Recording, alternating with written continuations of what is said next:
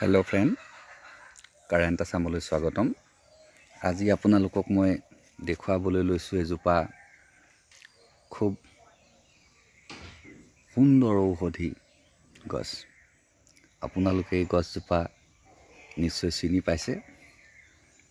এই গছজোপাৰ যিবিলাক আপুনি ডাল দেখিছে, এই ডালবিলাক আপুনি কাটি আনক, ছজিনাৰ দৰে পিচ পিচকৈ আঁহবিলাক এৰুৱাই কাটি পেলাওক।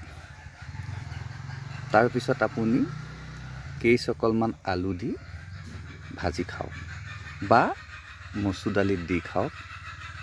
যদি আপোনাৰ হিমোগ্ল'বিন কমি গৈছে, তেতিয়াহ'লে এই গছজোপাই আপোনাক হিমোগ্ল'বিন কমি যোৱাত বাধা দিব, লগতে আপোনাৰ হিমোগ্ল'বিন বৃদ্ধি হ'ব।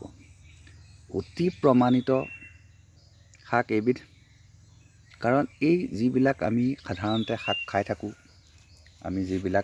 থাকোঁ, এই শাকবিলাক প্ৰাচীন ঋষিমুনিসকলে বহুত চিন্তা চৰ্চা কৰি আমাৰ মাজত পৰিচয় কৰি দিছে। গতিকে সেইবিলাক আমি আমাৰ বাৰীত কৰিবলৈ যত্নৱান হ'ব লাগে আৰু আমি খাব লাগে। এই গছজোপা আন একো নহয়, এই গছজোপা হৈছে মৰিচা গছ। যেতিয়া আপুনি মৰিচা এডৰা কৰিব, তেতিয়া আপুনি উঘালি নানি তাক কাটি পেলাই নি আপোনাৰ তাৰ যিটো ডাল আপুনি খাব পাৰে, পাতবিলাক ভাজি খাব পাৰে, আৰু যিখিনি থাকি যায় আপুনি সেইখিনি ডাঙৰ হ'বলৈ দিব, দুবাৰ খাবলৈ পাৰিব। এয়া চাওক আপুনি কিমান ধুনীয়া ধুনীয়া ডালবিলাক। এই ডালবিলাক খাবলৈ বহুত কোমল, বহুত মজা। আপুনি মছলা কম প্ৰয়োগ কৰিব, কৰি আপুনি কেইদিনমান খালে আপোনাৰ হিমোগ্ল'বিন বাঢ়ি যাব। মৰিচা শাক চাব, আকৌ দুবিধ আছে, এবিধ হ'ল খুতৰা, এবিধ হ'ল মৰিচা। খুতৰা শাকটো কিন্তু আপোনাৰ হাই প্ৰেছাৰ থাকিলে খাব নালাগে, কিন্তু এই মৰিচা শাকটো আপুনি হাই প্ৰেছাৰ থাকিলেও খাব পাৰিব, কোনো ক্ষতিকাৰক নহয়।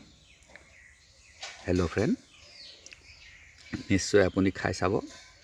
আৰু এই যে গুটিবিলাক দেখিছে, এই গুটিবিলাক কিছুদিনৰ পিছতেই পকিব। ইয়াক লাহেকৈ চুচি আনি কাগজ এখিলাত বান্ধি আপুনি থৈ দিব, আকৌ পিছৰ বছৰত আপুনি কৰিব পাৰিব। মই সাধাৰণতে যিবিলাক আপোনালোকক ঔষধৰ কথা কৈ আছোঁ বা খোৱা বস্তুৰ কথা কৈ আছোঁ, এই সকলোবিলাক মই বজাৰৰ পৰা আনি খাবলৈ কোৱা নাই। কাৰণ বজাৰৰ যিবিলাক হয়, সেইবিলাকক বহুত ৰাসায়নিক সাৰ, কীটনাশক ঔষধ বা সিহঁতৰ সোনকালে বৃদ্ধি হ'বৰ কাৰণে তাত পোনপটীয়াকৈ ইউৰিয়া স্প্ৰে কৰি দিয়া যায় বা ভিটামিন স্প্ৰে কৰি দিয়া যায়। গতিকে সি আপোনাৰ লাভতকৈ লোকচান বেছি হয়। হেল্ল' বন্ধু, সেইকাৰণে আপুনি অকণমান বাৰীতে তিনিয়ে সৰুকৈ, আপোনাৰ যদি জেগা নাই, তিনিয়ে সৰুকৈ অকণমান জেগা আপুনি উলিয়াই ল'ব। 10 স্কুৱাৰ ফিট হ'লেও বহুত হয়। তাতে আপুনি এনেকৈ বিভিন্ন শাক পাচলি আপুনি কৰিব পাৰিব। আৰু গোবৰ বা আপোনাৰ পশু পক্ষীৰ মল আপুনি ব্যৱহাৰ কৰিব। তাৰ টেষ্টটো বেলেগ আৰু কোনো আপোনাৰ ছাইড এফেক্ট নাই, যিহেতু আপুনি কোনো ৰাসায়নিক তাত দ্ৰব্য প্ৰয়োগ নকৰে। হেল্ল' ফ্ৰেণ্ড, মোৰ ভিডিঅ'টো চোৱাৰ কাৰণে ধন্যবাদ জনাইছোঁ।